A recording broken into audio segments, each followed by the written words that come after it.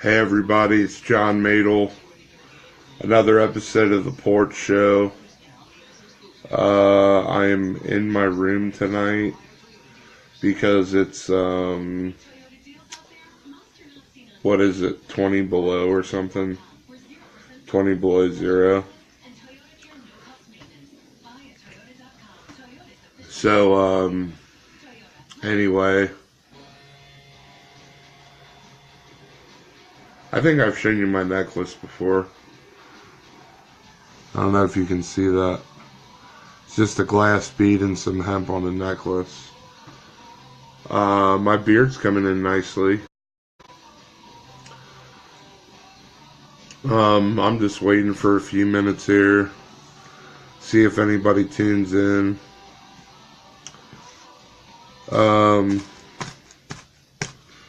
Oh yeah, #1 fan tuned in. I can always count on Randy to tune in. So, if Randy's the only one watching, that's fine. I'll just tell him my stupid stories. So, I was outside this morning, and I was having a cigarette, and I come back inside, and I smell something burning. And it's the middle of the night, so I'm like trying to go to bed, so I'm trying to figure out if I'm on fire, if my jacket's on fire. Well, then I recognize the smell as burning hair. So I thought, okay, my mustache is on fire. So I'm like patting my mustache, trying not to catch on fire. And I still smell the burning hair, and I'm not exactly sure if I'm like still on fire or what. So I'm like, every time I put my fingers to my nose, I can smell this burning, like a burning hair smell. But it's only when I put my fingers to my nose. So I'm like super confused, and I don't know, I guess I eventually decided that it was my mustache that was on fire, but I had to stay awake for a little while to make sure I wasn't still on fire before I went back into bed.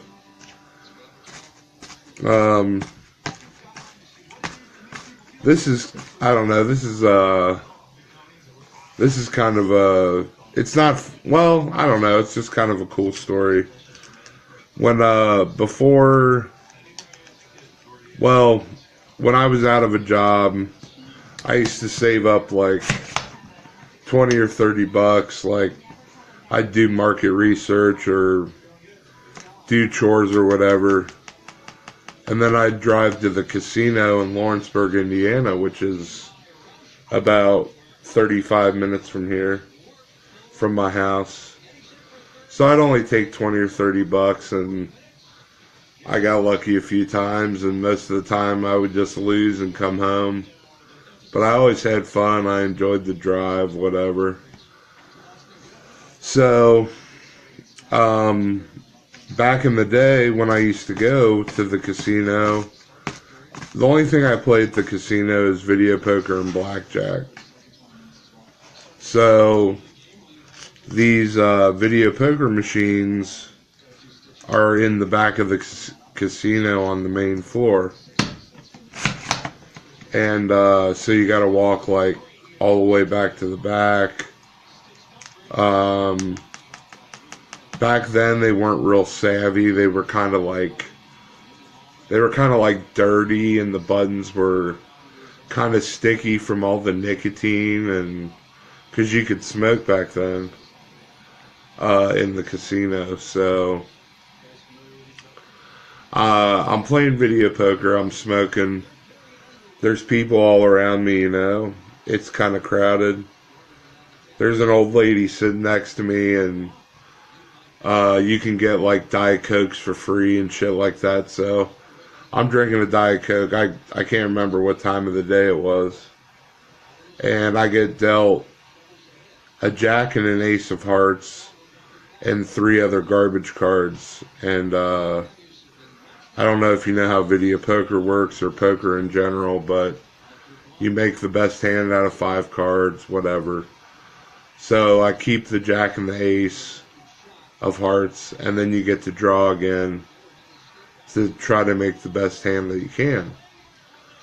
Well, the next 3 cards were 10, Queen, King of Hearts. So it dealt me a royal flush, which is the best hand possible. And I had never had a royal flush before. And on this certain machine, it usually pays $1,000 because I was playing like $1.25 a hand. But this one it's called a progressive jackpot, so it was a little more than $1,000. So it was $1,022.18, which is almost my birthday. My birthday's 10/22/81. But so I hit this royal flush. I only brought like $30, and like the old lady next to me is smoking a cigarette.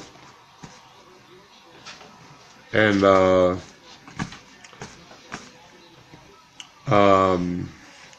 and she sees my screen and it's like all lit up or whatever, so she like pats me on the back like, "Oh, I think that," or "Oh, good job," or "That's a good one," or whatever. So I have this old lady rooting for me. And actually I brought this was the day I brought $30. I hit a royal flush, and then I put like $300 down on blackjack, and I turned that into like 2,000. So I don't know all the math, but I came home with like $2,200. I called my mom from the cafe in the casino, and I was like, "Hey Mom, guess what? I have $2,200 in my pocket, and I'm coming home." I still remember I was eating at Turkey Club, and I was playing for a while, so I remember how good it tasted, how good the food tasted. I was like on cloud 9 because I won so much money. And when I got home, I remember I took my parents out to dinner, just to like Fridays or something. But that happened to me a couple times, actually. I would bring like $30, come home with 700, 800, but that's what I would do to survive when I didn't have a job, and I was waiting on getting approved for disability, which ended up taking 7 years to get approved. So I had to do what I knew how to do to survive, so that's what I did. And like those market research things, I don't know if you've ever heard of them, but there's companies that'll pay you to like, I've gotten paid to like eat cheeseburgers, like, and tell these people what I thought about it. And like, I got $600 one time to use shampoo, and I barely even have any hair, but I got paid $600 to use shampoo and keep a journal over 3 weeks. And like, that was it, $600 just for doing that. And then if I had any bills, I'd pay them with that. So I should actually still do market research, but with my anxiety, it's hard for me to sit still for like an hour or two. Like if they have a focus group or they want you to sit down and tell you about their product or whatever. But I would recommend it to anyone who is looking for extra income. Like, it's not a scam. Like, these people really will pay you to talk about cheeseburgers or potato chips. I got one, I had to eat like 5 potato chips and fill out an online survey. It took me 15 minutes. They paid me $35. Like, you have to know where to look, I guess. But anyway, that's what I did to survive. So those were just a couple quick stories. If there's anything you want to talk about or ask me about, go ahead and do it in the next couple seconds here. I always got to self-promote myself, so I have a Facebook page called Mental Health Awareness and Online Support. It's totally free. There's almost 600 members now. I founded it about 6 years ago. I have 2 books out now. One's called Millions Like Me, My Struggle with Mental Illness. It's like my life story with an explanation of my diagnosis. And then I have a second book called Poems from a Bipolar Mind, which is just straight poetry, stuff I've written over the years. Both are on Amazon. Hooday to my friend Randy Reynolds. Hooday to my Bills fans. I just want to remind everybody that hasn't been around too long as a Bengals fan. I sat through the 2-14 seasons, the 3-13 seasons.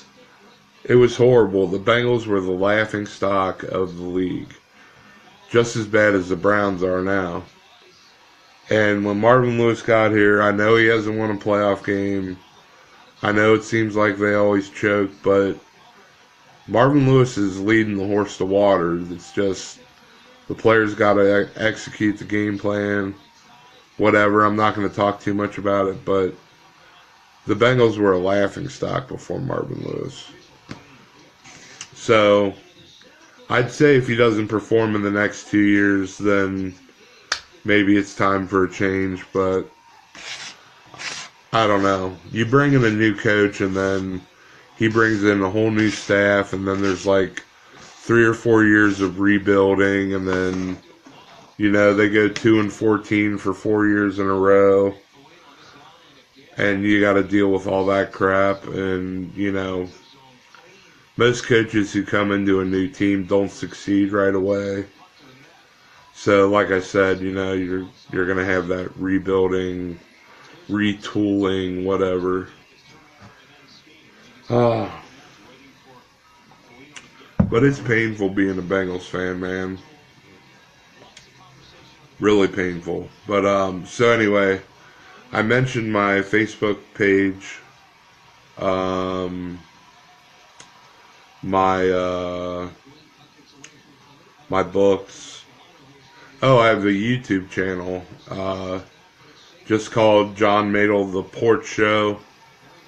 I have about 30 videos on there from like past videos I've done. I don't have any of the newer ones on there yet, but you can still go in there and watch some of my older videos. So I guess that's about it. If I think of more stories, or I think I'm due to maybe sing a song karaoke or freestyle rap on here.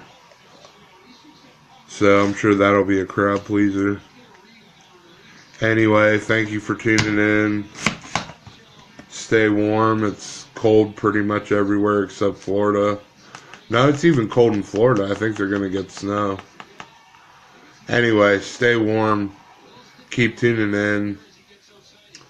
Get a hold of me if you need me. And peace out.